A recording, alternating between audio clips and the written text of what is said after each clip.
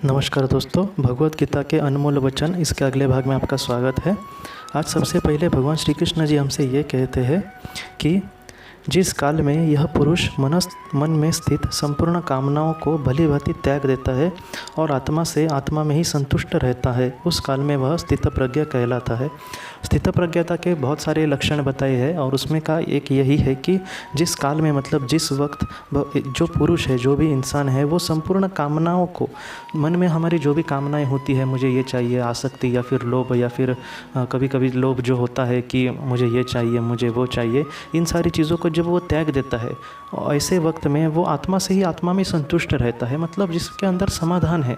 अगर हम संतों के वगैरह देखें तो मुझे ये चाहिए, मुझे वो चाहिए, ऐसा नहीं देखते। हमेशा उनका चेहरा कभी भी आप कभी भी स्वामी विवेकानंद जी के बाद फ़ोटो पे वगैरह देखेंगे तो भी आपको पता चल जाएगा कि पूरी तरह से संतुष्टि ऐसे लोगों के मन में होती है। अगर देखा जाए रामकृष्ण परमहंस जी के चेहरे पर, कोई भी संत लीजिए, संत तुकाराम, संत ज्ञानेश्वर, बहुत सारे संत हमारे देश में होकर गए हैं, तो उन पर उनके मन में जो संतुष्टि थी, वैसी संतुष्टि हमें कब मिल सकती है? जब हम त्याग या फिर कामनाओं का जब त्याग करेंगे ना, तब। तो वैसी अगर हम संतुष्टि हमारे मन में लाए तो भी हम एक अच्छे इंसान बन सकते हैं या फिर हम स्थितप्रज्ञ बन सकते हैं। ये बहुत ही बड़ी चीज़ है कि हम कामनाओं का पूरी तरह से त्याग करें।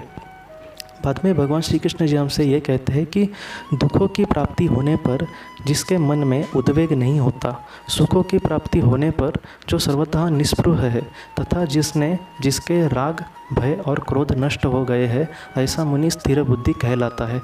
स्थिर बुद्धि के जो महत्वपूर्ण बातें कही है, उन्होंने कहा है कि जिसके ज़िंदगी में अगर उसे कुछ दुख मिला तो वो पूरी तरह से उसमें उद्वेग नहीं करता, उसको हमेशा रोगों के सामने रोता नहीं, एक ऐसा इंसान।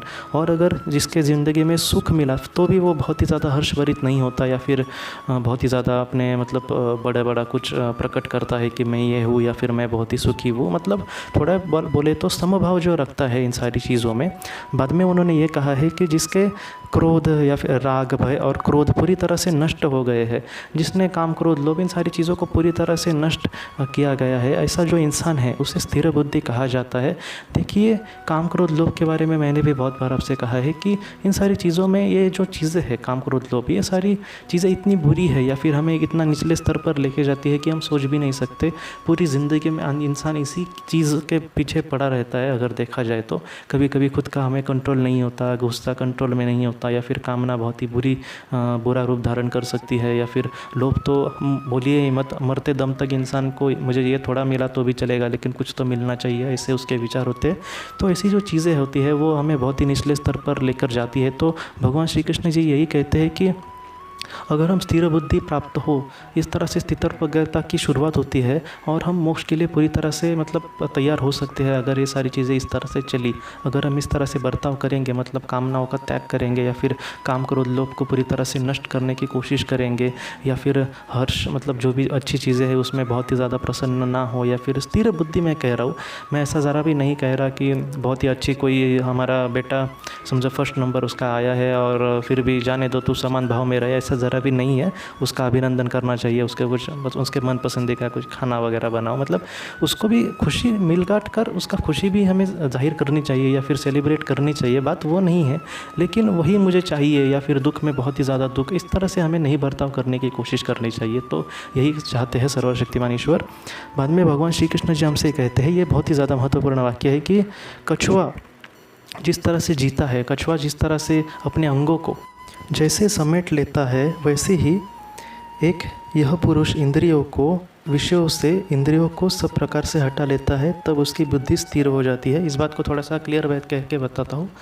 देखिए, अगर आपने कछुए को देखा होगा तो आपको पता होगा कि अगर संकट का उसको आभास हुआ तो वो पूरी तरह से अंदर जाता है उसके कवच के। अगर वो कवच के अंदर गया तो वो पूरी तरह से प्रोटेक्ट होता है, उसका कवच जो होता है उसको पूरी तरह से उसकी सुरक्षा करता है। वैसे ही जो स्थिर बुद्धि वाला इंसान है या फिर जो वैराग्य इंसान है, उसके सामने ऐसी कोई चीज़ आए, समझो उसके सामने कोई ऐसी, मैं आपको एक उदाहरण देता हूँ कि उसके सामने कोई समझो सोने की पड़ी हुई चीज़ रास्ते पे चलते समय आए, तो वो उसमें लोभ नहीं उत्पन्न होता। एक आम इंसान, जो मैं यही भी नहीं कहूँगा कि बहुत ही अच्छा इंसान, एक ऐसा इंसान जो बहुत ही बुरा नहीं है या फिर बहुत ही बुरा अच्छा भी नहीं है।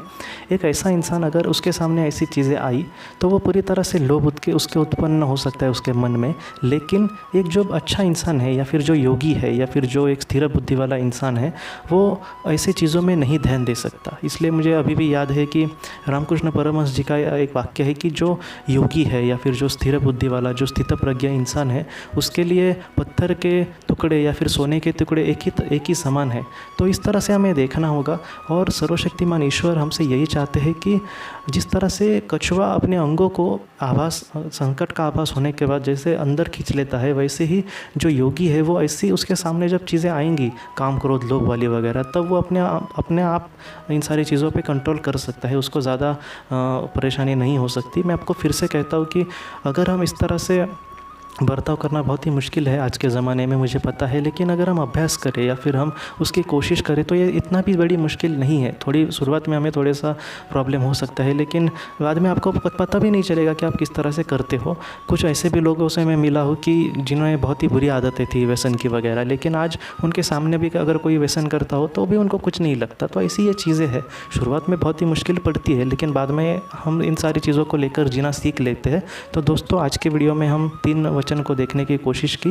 हम अगले वीडियो में और भी वचन देखने की कोशिश करेंगे। हम अगले वीडियो में मिलते हैं। आपके कोई भी अगर सवाल हो तो आप ज़रूर पूछें, मैं उसका ज़रूर जवाब देने की कोशिश करूँगा। आप अपने परिवार का ख्याल रखना। आपका बहुत बहुत शुक्रिया।